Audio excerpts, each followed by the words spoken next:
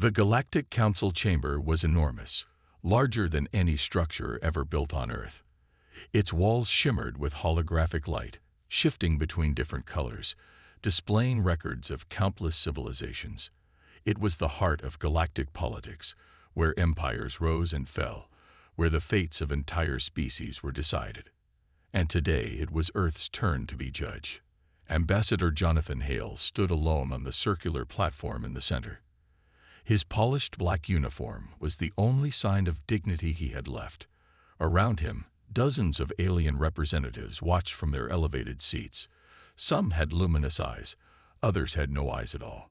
Some had scaled skin that gleamed under the artificial lights, while others looked more like machines than living beings.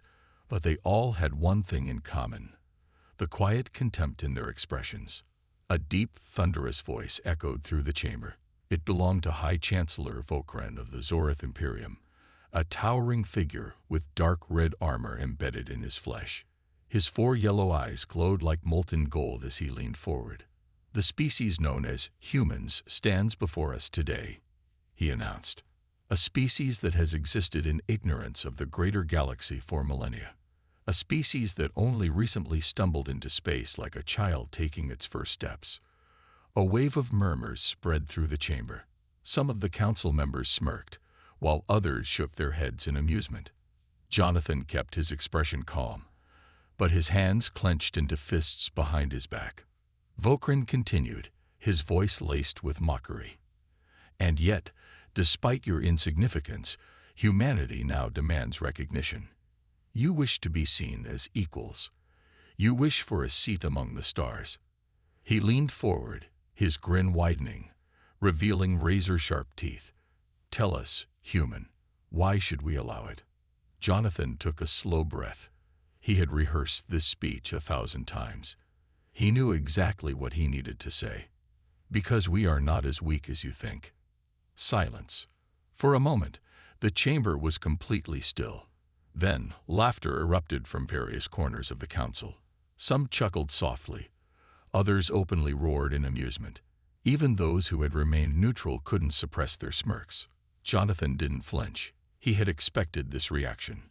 One of the council members, a creature with 6 arms and a face that was more mandibles than mouth, clicked its jaws in amusement. "Ambassador Hale, your species has no fleet, no colonies beyond your own moon. Your technology is primitive at best. You cannot possibly believe that you pose any kind of strength compared to the greater civilizations of the galaxy." Vokran nodded, pleased with the remark. "And that is precisely why we, the Zorith Imperium, offer you protection. You should be grateful. We will safeguard your planet from external threats.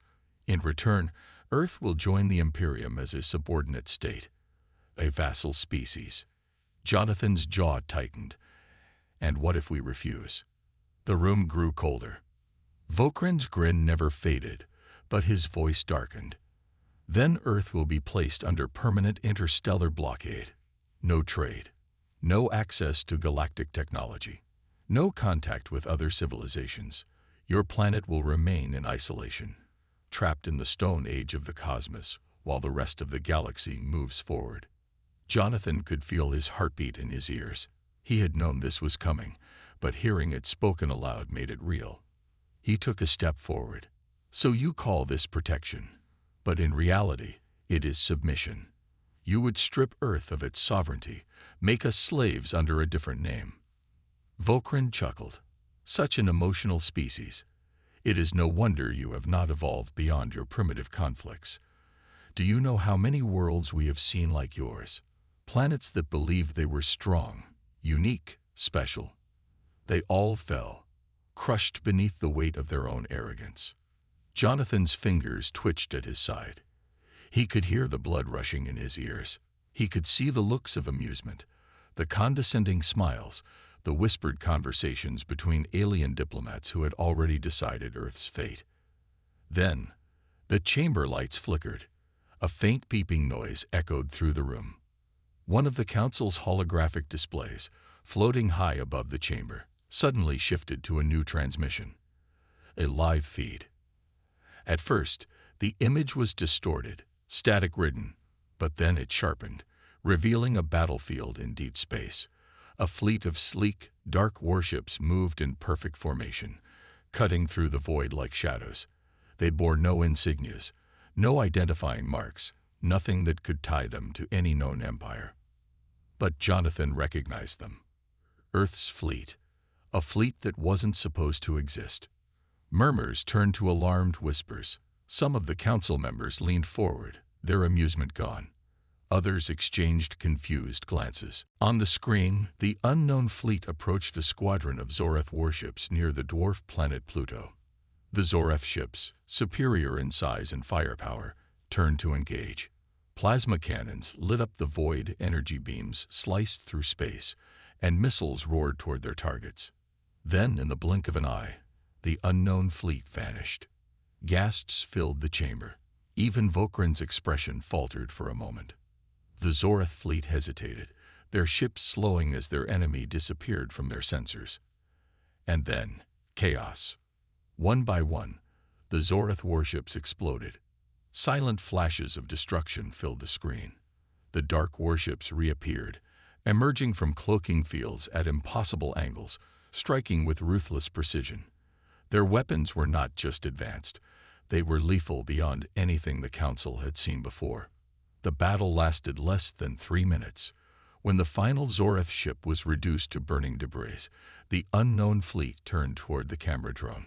The lead warship, a massive black dreadnought, adjusted its trajectory, aiming directly at the Galactic Council's outpost that had been observing the skirmish. And then, for the first time, they'd broadcast a message. A deep, steady voice filled the chamber. The Sol Federation acknowledges your presence, but do not mistake silence for weakness. We have watched, we have learned, and we have prepared. The screen went black. The silence that followed was heavier than anything Jonathan had ever experienced. He could see the shock on every face in the room. For the first time, they were speechless. Vokran's claws dug into the armrests of his chair. His yellow eyes no longer burned with arrogance. They burned with something else. Fear. Jonathan exhaled slowly. He stepped forward, allowing his voice to cut through the silence. We are not prey. Then he turned and walked out of the chamber. Behind him, the council erupted into chaos. The meeting chamber deep beneath Earth's surface was silent, except for the steady hum of holographic projectors flickering to life. A vast table stretched across the dimly lit room, and seated around it were the most powerful figures of humanity: military leaders, scientists, strategists, and government officials. The air was thick with tension, but no one spoke. They had all seen the footage. The entire galaxy had. Earth was no longer just a backwater species struggling to survive in the vastness of space. Humanity had revealed its hidden hand. At the head of the table, Fleet Admiral Elias Vaughn folded his hands together. His face was weathered by years of battle, his steel-gray eyes unreadable as they scanned the room. Then, without warning, he pressed a command on the console before him. The holograms shifted, revealing a massive structure floating in the depths of the Kuiper Belt, a hidden fortress, far beyond the reaches of Earth's solar system's known activity. The image zoomed in, and as it did, gasps spread across the room. Dozens of warships lay in formation, their dark hulls sleek and streamlined, designed for stealth and precision. Unlike the clunky, outdated spacecraft that Earth had previously struggled to maintain, these ships were something entirely different. They were built for war, built in secret, and they had just destroyed one of the most feared armadas in the galaxy. Elias leaned forward, his voice calm but firm. Project Revenant was never just a theory. It was never just an experiment. It was real. And now, the whole galaxy knows it. A murmur of voices erupted.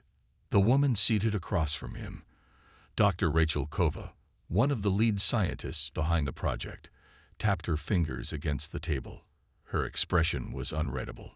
Admiral, we agreed we wouldn't reveal the fleet until it was absolutely necessary.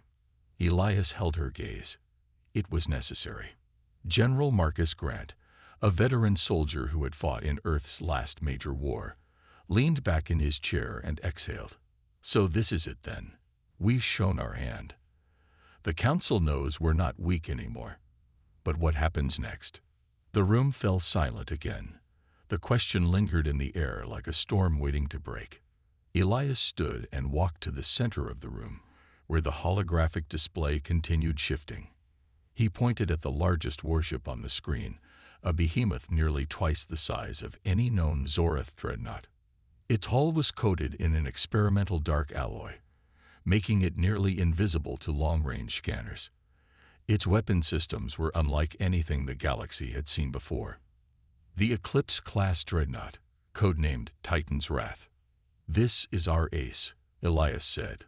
"One ship, armed with technology we developed in secret. A ship that shouldn't even exist by the Council's standards. A ship capable of taking down an entire fleet by itself." One of the younger officers in the room, Commander Aiden Wolf, narrowed his eyes. "How? The Zorath have dominated space warfare for centuries. Their ships outnumber us 1,000 to 1. What makes us so different?" Elias turned, his expression unreadable. "Because they rely on brute force. They fight wars the way they always have, overwhelming firepower, planetary invasions, enslaving weaker civilizations. They believe sheer numbers win battles. But we—" He motioned toward the hologram again, and a series of technical readouts filled the air. "We fight with precision. We fight with intelligence. And most importantly, we fight from the shadows." The display zoomed in on a series of smaller ships, each no larger than a standard fighter, but sleeker, almost organic in design. Meet the Phantom-class stealth frigates. No emissions, no engine signatures, no heat trails. Cloaking technology so advanced, even Zorath's best sensors can't detect them. They can get close, strike hard, and disappear before the enemy even knows what hit them.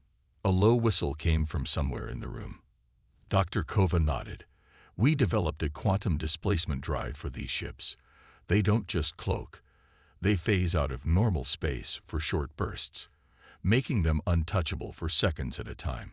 Combine that with AI-assisted targeting, and you get a fleet that can dismantle enemy formations with surgical precision." Commander Wolf's skepticism faded, replaced by something else: excitement. "And the dreadnought? What makes Titan's Wrath so powerful?" Elias smirked. "A prototype weapon system called the Singularity Cannon. It doesn't fire traditional rounds. It creates a gravitational anomaly, a miniature black hole. At the point of impact, a direct hit doesn't just destroy a ship, it erases it." Silence fell again, a deep, heavy silence. The implications of such a weapon were clear. General Grant exhaled. "And you're telling me this thing is fully operational?" Elias nodded. Dr. Kova leaned forward, her voice cautious. "We built these ships to defend Earth, not to start a war." Elias met her gaze. "A war has already started." A hologram shifted again, displaying intercepted transmissions from the Zorath Imperium. Military movements, fleet redeployments, massive warships mobilizing toward the Sol system. The enemy was already responding to the attack on Pluto. "They won't stop," Elias continued. "The Zorath thought they could bully us into submission. But now they're afraid. And an empire that rules through fear only knows one way to respond: violence." The realization settled over the room like a weight. Earth was at war. For years, humanity had remained hidden, pretending to be weak, pretending to be nothing more than an insignificant species barely crawling toward the stars. But that illusion was shattered now. The Zorath knew the truth, and they wouldn't rest until humanity was crushed beneath their boot. Dr. Kova sighed, running a hand through her hair. "So what's the plan, Admiral?" Elias turned to face them all, his voice unwavering. "We go on the offensive." Murmurs of surprise rippled through the room. Commander Wolf frowned. "Offensive? Against them? Their fleet outnumbers ours. And that's why we don't fight them head-on. Elias pointed at the hologram again, where a map of the Zorith Imperium's supply lines and shipyards appeared. We strike where they don't expect. We hit their supply chains. We sabotage their war efforts. We make them bleed until they realize they made a mistake ever underestimating us. General Grant nodded slowly, a grin forming on his face. Guerrilla tactics. Hit-and-run strikes. Just like the old days. Dr. Kova hesitated. And if they decide to retaliate by wiping Earth off the map? Elias locked eyes with her. They won't get the chance. Another shift in the display. More warships. More hidden facilities deep in space. Earth hadn't just built a fleet. They had built an entire shadow empire. A force capable of rewriting the rules of galactic warfare. Humanity had spent decades pretending to be weak. Now, they would teach the galaxy what true strength looked like. The darkness of space stretched endlessly in all directions, cold and silent, as a lone Zorith battlecruiser drifted through the void near a desolate asteroid field. The Vorkash was one of the Imperium's most advanced warships, its massive hull bristling with weaponry, its shields powerful enough to withstand direct bombardment. It was not alone. 3 escort destroyers flanked it, their sleek designs cutting through space like sharpened blades. Captain Salvik stood on the bridge, his 4 golden eyes scanning the holographic tactical display. A predator by nature, he had spent his life conquering weaker species, enforcing the Zorith Imperium's will upon lesser civilizations. To him, humanity was nothing more than another insignificant species waiting to be crushed beneath the might of the Imperium. His claws tapped against the metal surface of his command chair. Ever since the attack near Pluto, the Imperium had been on high alert. This patrol was meant to ensure no more surprises lurked in human space. The fleet was mobilizing for war, and Salvik would be among those leading the first wave. A soft chime echoed through the bridge as one of his officers turned toward him. "Captain, scanners detect no activity in the sector. The humans remain hidden." Salvik sneered. "Of course they do. They struck once and now cower in the shadows like vermin. Let them hide. Their planet cannot run." He leaned back, satisfied. But as he did, a new alert flashed across the holographic display. A distortion. "Sir." The sensor officer started, but it was too late. The first explosion tore through the void like a silent flash of death. One of the escort destroyers erupted in flames as a dark, shadowy figure emerged from nothingness. An Earth Phantom-class stealth frigate. Its sleek, black hull shimmered as it dropped from its cloaked state, launching a barrage of plasma torpedoes into the second escort before disappearing again. Salvik lurched forward. Ambush, raise shields, all weapons. Before he could finish, the bridge trembled as something massive slammed into them.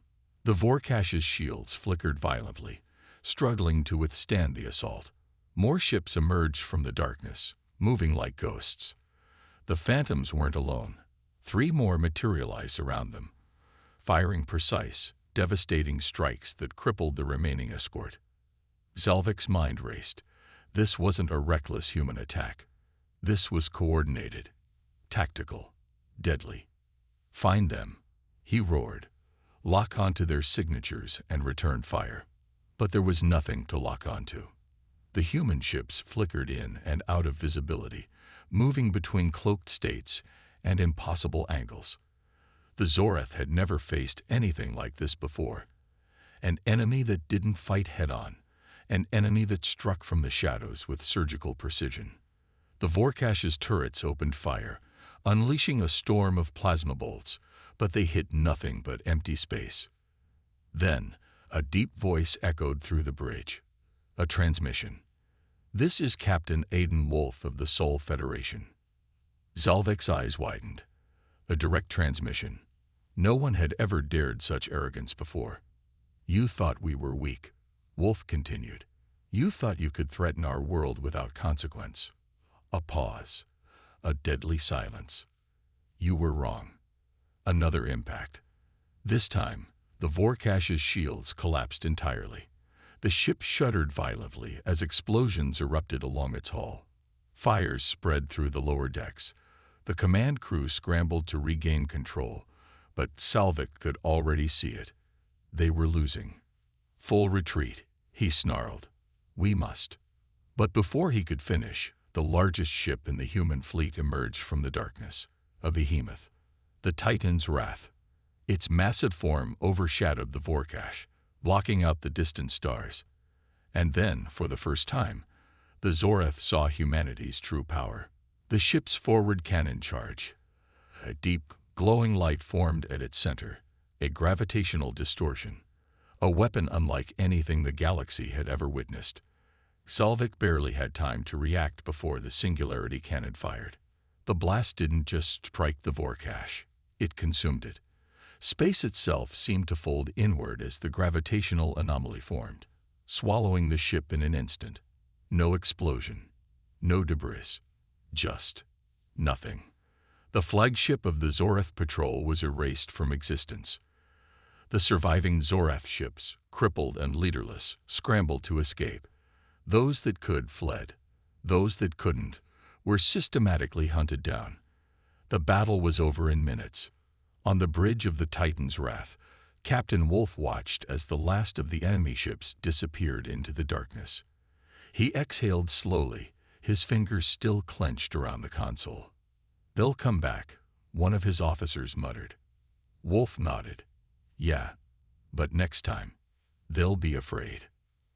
The Zorath Imperium had ruled the galaxy for centuries with an iron grip, crushing any opposition before it could take root. Their fleets were unmatched, their armies unstoppable, their presence a force of terror that kept countless species in submission. Rebellion was a dream long buried, a fantasy whispered in the dark corners of conquered worlds. No one dared to rise, no one dared to resist. Until now. The destruction of the Vorkash had sent shockwaves across the galactic political sphere. A single battle, a single defeat, yet it had shattered the illusion of Zorath invincibility. The mighty Imperium had lost, not to another empire, not to a coalition of powers, but to a species they had dismissed as primitive. Humanity's strike had been precise, brutal, and undeniable. And across the galaxy, those living under the Zorath's boot had seen it. The message was clear. The Imperium could bleed.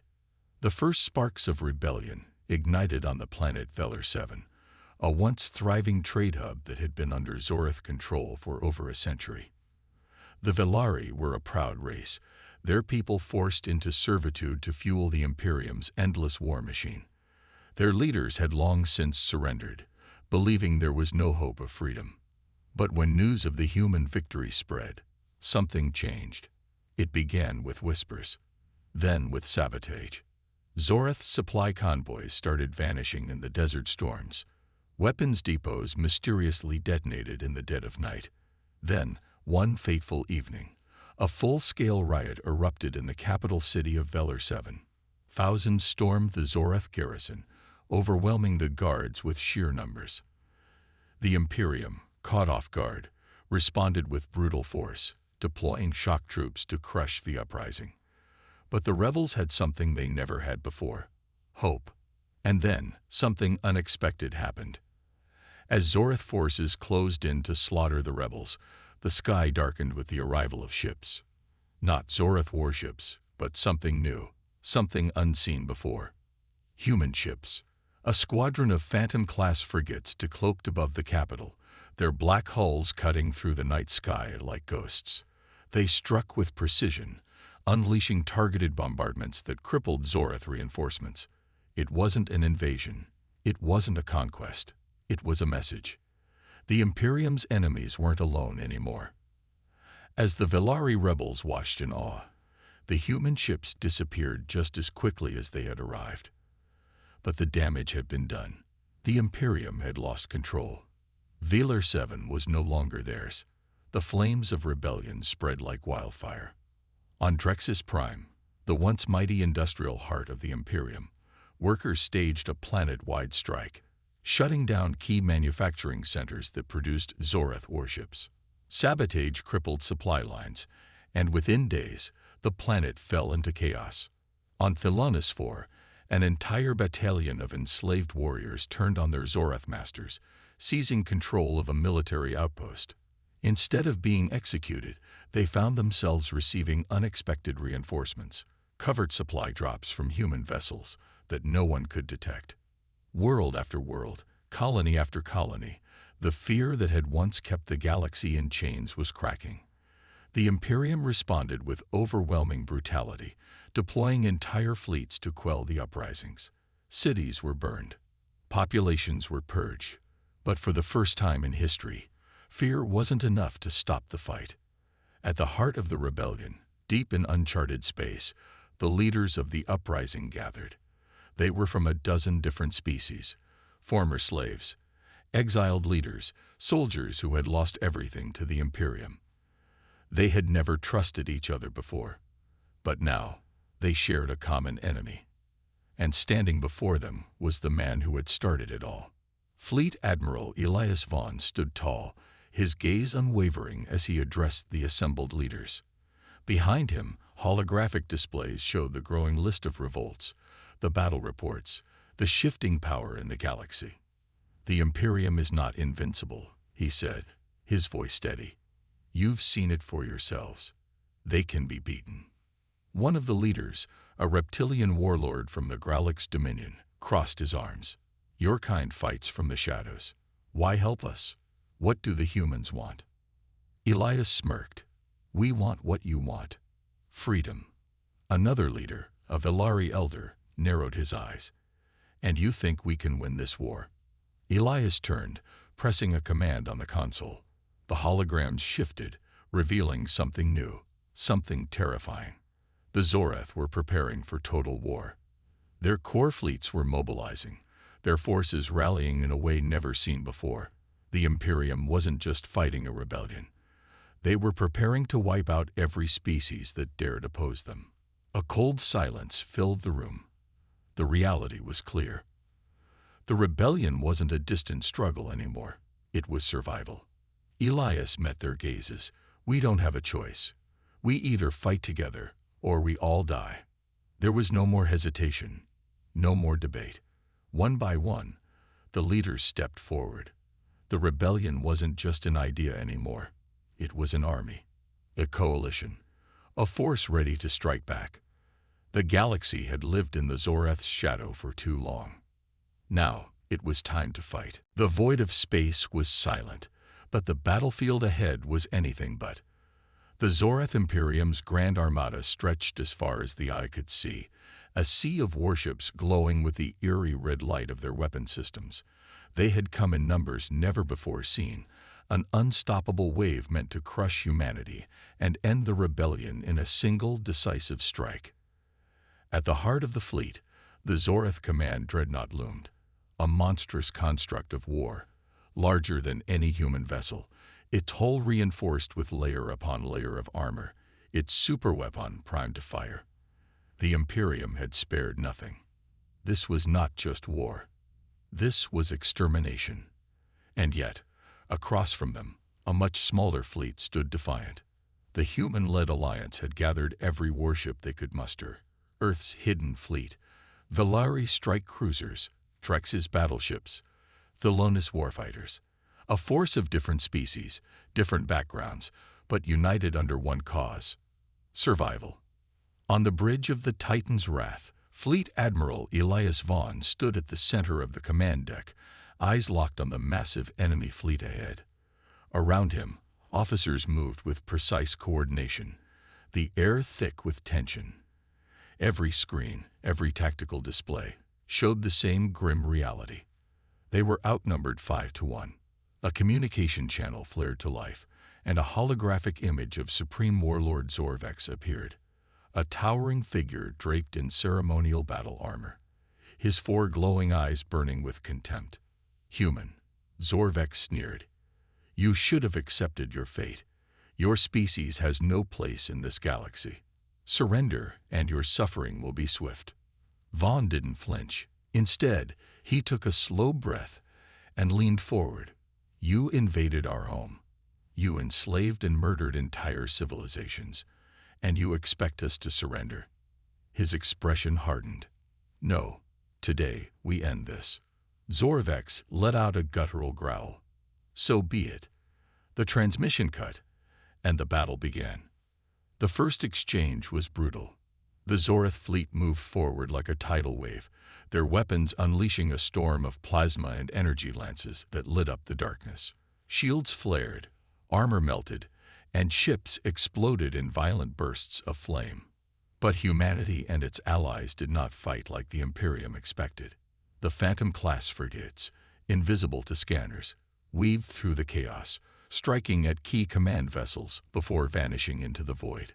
Villari strike cruisers, equipped with human cloaking technology, tore through Zorith formations, their railguns shattering enemy hulls with pinpoint accuracy.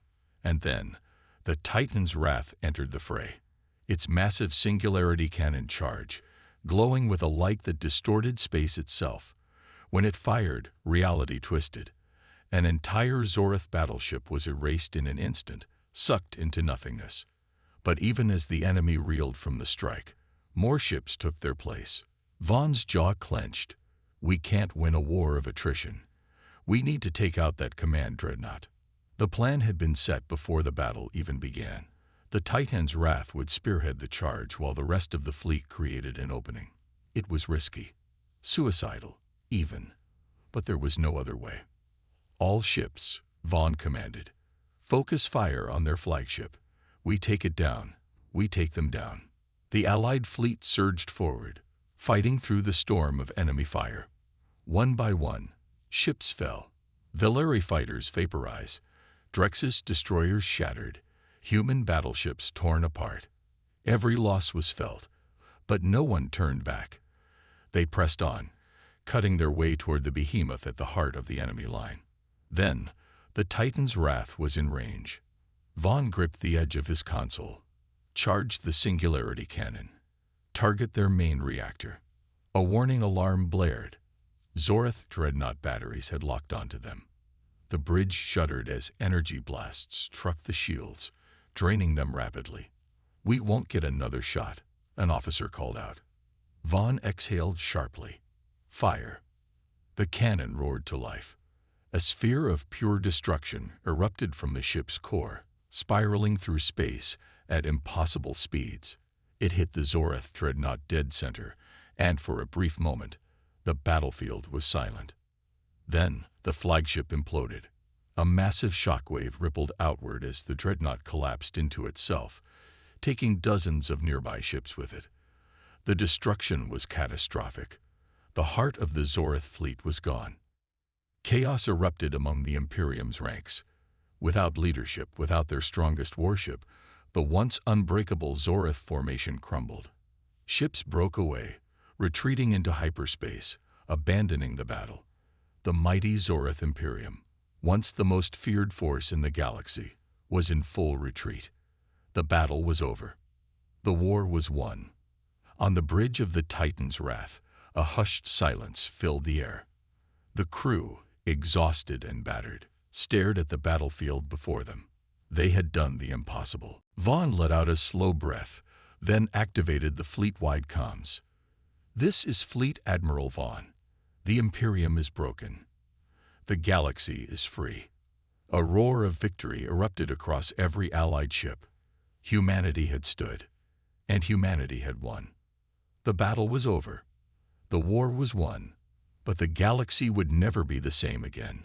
For centuries, the Zorith Imperium had ruled through fear, crushing entire civilizations beneath its iron grip. Now their empire lay in ruins. Their fleets were shattered, their command structure obliterated, and their once mighty armies scattered across the stars. The great Imperium, which had once seemed unbreakable, had fallen. And humanity had taken its place at the center of galactic history. As the last remnants of the Zorith forces flood into deep space, the Allied fleets gathered at the edges of the battlefield. Ships that had fought side by side, once strangers, once enemies, now stood together in the aftermath of the greatest war the galaxy had ever seen. Their victory was undeniable. But the question remained, what came next? On board the Titan's Wrath, Fleet Admiral Elias Vaughn stood in the war room, staring at a massive holographic display of the galaxy. Hundreds of systems had been freed from Zorath control, but they were in chaos. Entire planets had been left leaderless, their economies shattered, their infrastructures in ruin. The power vacuum left behind was dangerous. If the newly freed worlds were left unchecked, civil wars and opportunistic warlords could tear them apart. Vaughn turned to the gathered leaders, the coalition of species that had fought alongside humanity. Velari, Drexus, Thelonus, and dozens more. They had trusted humanity to lead them through war. But would they trust them to lead in peace? The Imperium is gone, Vaughn said, his voice steady. But its absence will not bring peace on its own. We need to decide what happens next. What kind of galaxy do we want to build? The Velari elder, her face worn from years of suffering under Zorath rule, leaned forward. Our people have never known true freedom. We don't know how to govern ourselves anymore. A Drexus warlord crossed his arms. The Imperium ruled with force. If we do nothing, another empire will rise to take its place. We cannot allow that. A silence settled over the room. They had all fought to destroy tyranny, but none of them had considered what would replace it. Then a Thelonus diplomat spoke. The humans defeated the Imperium. They did what we could not. If anyone should lead, it should be them. Murmurs spread across the room. Some nodded in agreement. Others hesitated. Vaughn took a deep breath. Humanity didn't fight this war to replace one empire with another, he said. We fought because no species should ever be ruled by fear. If we are to lead, it will not be through conquest. It will be through unity. The leaders listened. The war had changed them all. They had fought alongside humans, seen their strength, their strategy, their relentless will to survive. And now they saw something else. Humanity's refusal to become what they had just destroyed. A new idea formed in that war room. Not an empire, not a dictatorship, but something new. A galactic council, a coalition of free worlds, governed not by force, but by cooperation. A union where no single species held ultimate power, where every voice mattered. It would not be easy. The wounds of war were still fresh. Old hatred still lingered. But if there was ever a moment to reshape the future, this was it. One by one, the leaders agreed. The galaxy would not fall into darkness again. It would rebuild, and humanity would stand at the center, not as conquerors, but as protectors. In the weeks that followed, the remnants of the Zorath Imperium crumbled further. Their warlords turned on each other, fighting for whatever scraps of power remained. Some Zorath officers, realizing their defeat, surrendered and pledged loyalty to the new Galactic Council. Others disappeared into the void, waiting for a time to strike back. But the galaxy had changed. On Earth, celebrations erupted across every city. Humanity had not only survived, it had ascended. No longer the underdog, no longer a forgotten species in the vastness of space. They were now a force to be reckoned with, a civilization that had stood against the greatest empire the galaxy had ever known, and won. For the first time in history, the name of Earth was spoken with respect. As the new Galactic Council was officially formed, Vaughn stood at its forefront, not as a ruler, but as a guardian. His fleet, once a hidden force in the shadows, now patrolled the stars openly, not as conquerors, but as defenders of peace. The galaxy would never be the same again. Humanity had risen, and it was just the beginning.